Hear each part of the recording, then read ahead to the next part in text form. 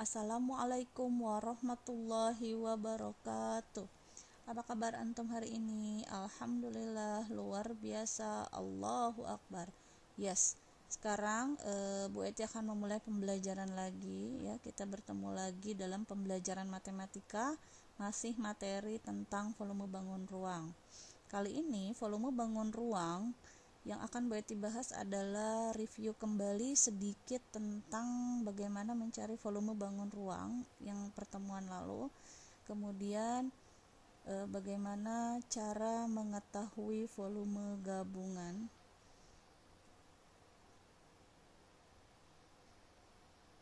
Ya. Review pembelajaran volume bangun ruang. Tentu antum masih ingat ini bangun ruang apa?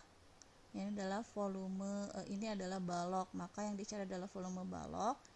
Nah, kita review bahwasanya mencari volume bangun ruang itu tidak lepas dari alas dan tinggi. Nah, kali ini volume balok dihitung panjang kali lebar kali tinggi, di mana panjang kali lebar ini adalah perhitungan dari luas alas baloknya yang berbentuk persegi panjang, tinggal dikalikan tinggi baloknya, maka diperoleh seperti ini. Kemudian kubus, ya, ketika diketahui salah satu sisinya adalah 3, maka sisi-sisi yang lain juga sama angkanya. Nah, volume kubus diperoleh dari sisi kali sisi kali sisi. Ini juga awal mulainya sisi kali sisi ini dari luas alas kali tinggi. Cuma luas alas dan tingginya itu sama, maka diberi nama dengan nama yang sama, yaitu namanya sisi. Jadi sisi kali sisi yang pertama ini dihitung dari luas alas kubus yang bentuknya persegi, dan sisi yang satunya merupakan tinggi dari kubus. Yang berikutnya adalah tabung. Volume tabung juga sama, diperoleh dari luas alas kali tinggi. Kita lihat alasnya adalah berbentuk lingkaran, maka dihitung luas alas kali tinggi.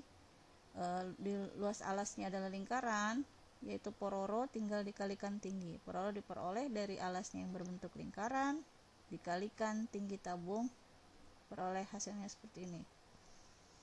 Berikutnya ini adalah prisma. Prisma segitiga.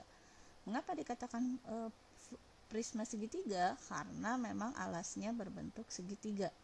Maka diperoleh luas alasnya adalah luas alas segitiga, tinggal dikalikan tingginya.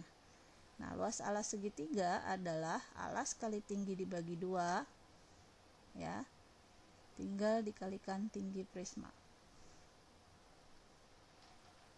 Nah, maka ditarik kesimpulan lagi bahwa boleh ditekankan, semua bangun ruang yang memiliki alas dan tutup pasti dihitung dengan cara yang sama, yaitu luas alasnya dikali tingginya.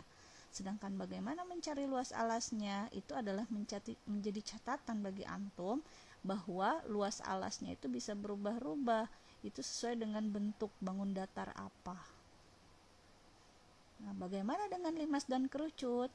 Sama sebenarnya, bedanya hanya di angka 1/3 saja. Jadi luas alas kali tinggi tinggal dikali 1/3. Contohnya adalah di sini kerucut. Kerucut sama, luas alas kali tinggi. Luas alasnya berbentuk apa? Lingkaran, maka pororo dikali tinggi tinggal dikalikan 1/3. Seperti ini, ya. Jadi luas lingkaran dikali tinggi tinggal dikalikan 1/3. 1/3 dikali pororo kali tinggi kerucut.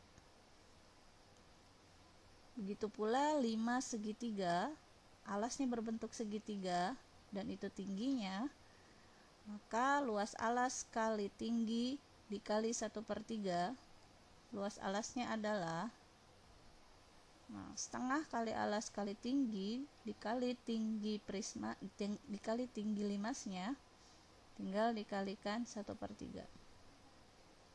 Nah, Ini ada pertanyaan nih di sini. Nah, jadi bagaimana jika terdapat soal yang diketahui volumenya, sedangkan antum diminta mencari salah satu panjang rusuknya? Sama, kita menggunakan dengan rumus yang sama. Nah, berapa panjang rusuk balok pada gambar jika diketahui volume 2100 cm3? Kita tuliskan dulu rumusnya. Volume baloknya diketahui 2100 sama dengan panjangnya yang dicari itu kita tuliskan dikali 6 dikali 14. Jadi 2100 sama dengan panjang dikali 84. Jika antum merasa kesulitan menghitung dengan angka yang besar, maka tidak usah khawatir. Nah, angka yang besar ini sebenarnya bisa kita siasati dengan membagi angka atau menyederhanakan dengan membagi angka yang sama. Artinya apa? Ketika 2100 ini dibagi dengan angka 2, maka antum juga harus membagi angka 84 ini dengan angka 2. Jadi antum harus cek dulu angka mana yang bisa membagi, dengan catatan memang angka yang terdapat di sana itu adalah angka yang sama-sama bisa dibagi dengan angka yang sama gitu ya.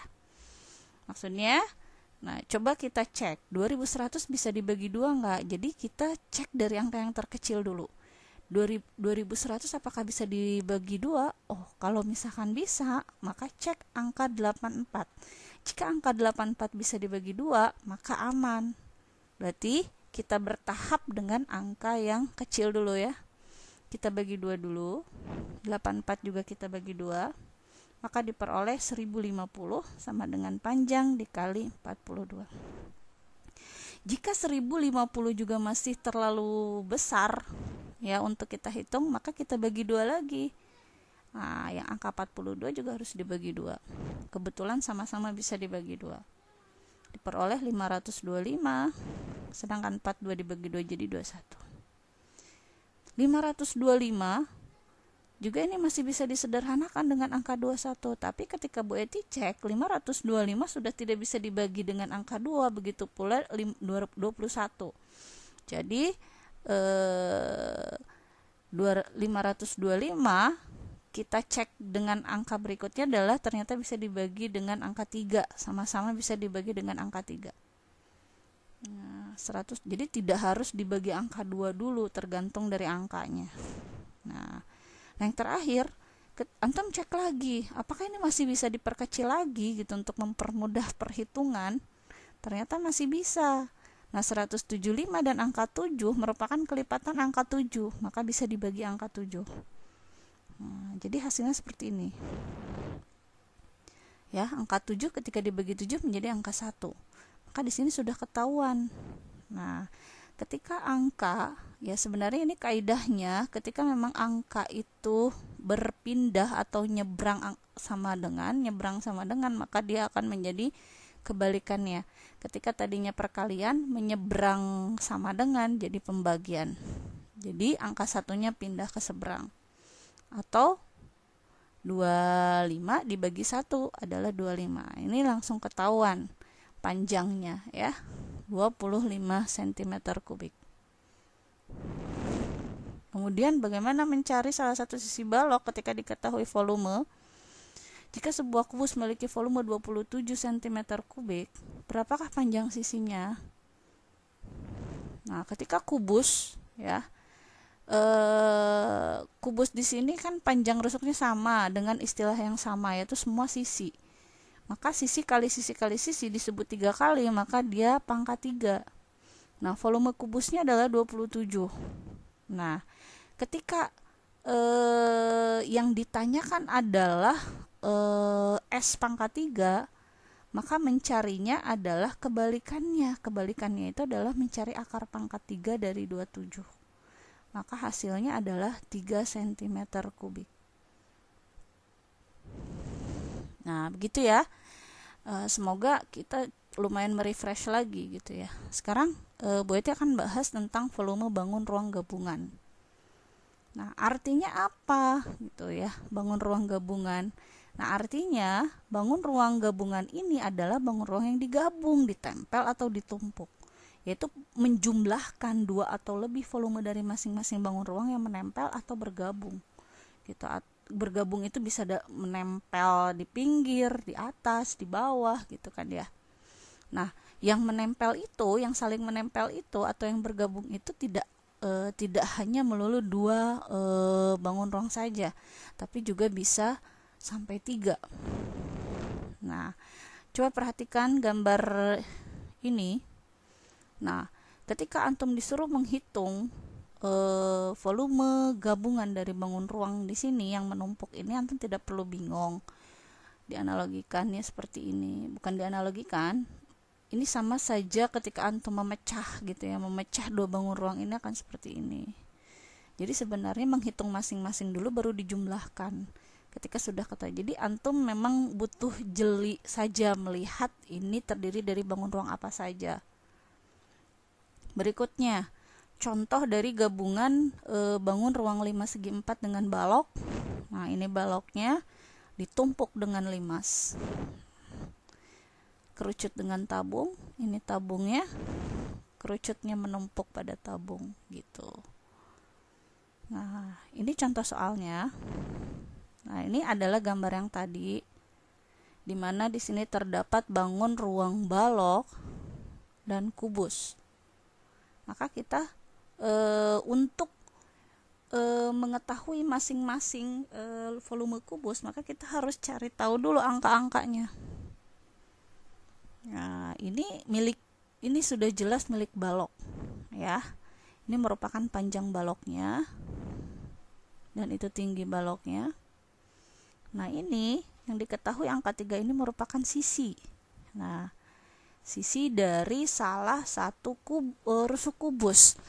Nah, ketika kita tahu sifat kubus itu memiliki sisi yang sama, maka langsung sudah otomatis ya, sisinya itu juga panjangnya 3 cm. Nah, kita lihat balok belum bisa kita hitung volumenya ketika memang salah satunya belum diketahui. Berarti tinggal lebarnya yang harus kita tahu. Nah, kita lihat di gambar bahwasanya ketika kita sudah tahu kaidah sisi tadi, kaidah kubus tadi gitu ya, mengetahui ciri-ciri kubus tadi, semua sisinya sama, maka tinggal disamakan. Nah, jadi ternyata ketika sejajar garis itu, maka akan sama panjangnya.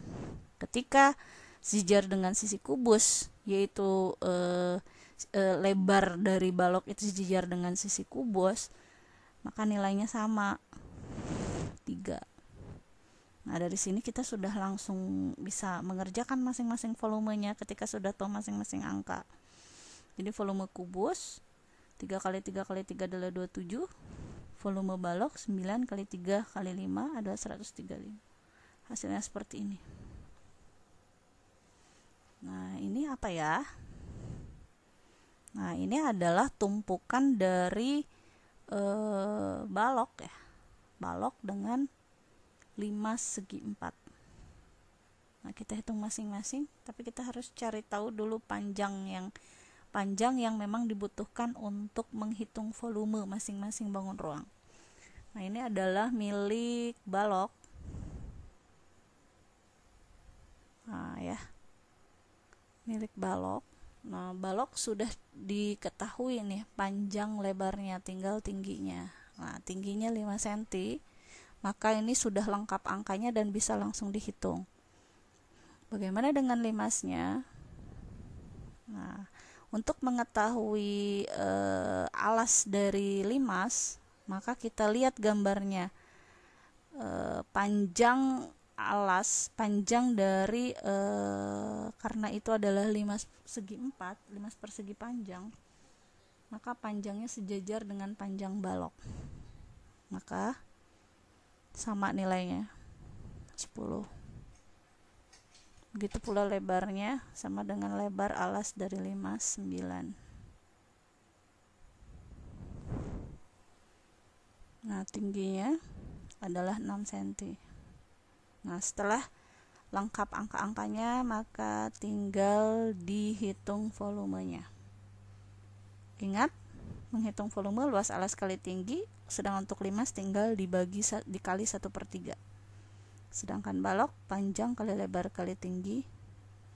Nah, volume gabungnya tinggal dijumlahkan. Volume 5 segi 4 ditambah volume balok. Kemudian ini gabungan antara tabung dengan kerucut. Nah, ini adalah tinggi tabung ya. Sengaja Bu Eti pisahkan seperti ini biar antum tergambar dan tidak pusing ketika menghitung masing-masing volumenya. Ini adalah jari-jarinya. Kerucut punya jari-jari karena memang alasnya berbentuk lingkaran, sama seperti tabung. Jari-jarinya sama, 7. Kemudian tinggi kerucutnya sudah diketahui 9. Nah, ini sudah cukup untuk bisa menghitung masing-masing volume. Tinggal kita hitung saja. Volume kerucut, luas alas kali tinggi dikali 1/3. Alasnya berbentuk lingkaran, jadinya dicari pororo seperti ini. Sama tabung juga, luas alas kali tinggi karena dia merupakan prisma. Bangun ruang tergolong bangun ruang yang punya alas dan tutup hanya mengalihkan luas alas kali tinggi. Kalau limas atau tidak punya tutup atau tidak punya alas, maka dia tinggal dikalikan 1/3. Nah, ini luas alas tabung adalah lingkaran, maka menghitung luas lingkaran adalah pororo, tinggal dikalikan tinggi. Pororot. Ya. Kemudian jumlahkan. Jangan lupa antum menjumlahkan. Ya. Tuh. Ya, sekian dan terima kasih. Nanti kita lanjut kuisnya di dalam bentuk Google Form. Mudah-mudahan antum bisa. Jika ada kesulitan kita akan bahas lagi ya. Semoga bermanfaat. Wassalamualaikum warahmatullahi wabarakatuh.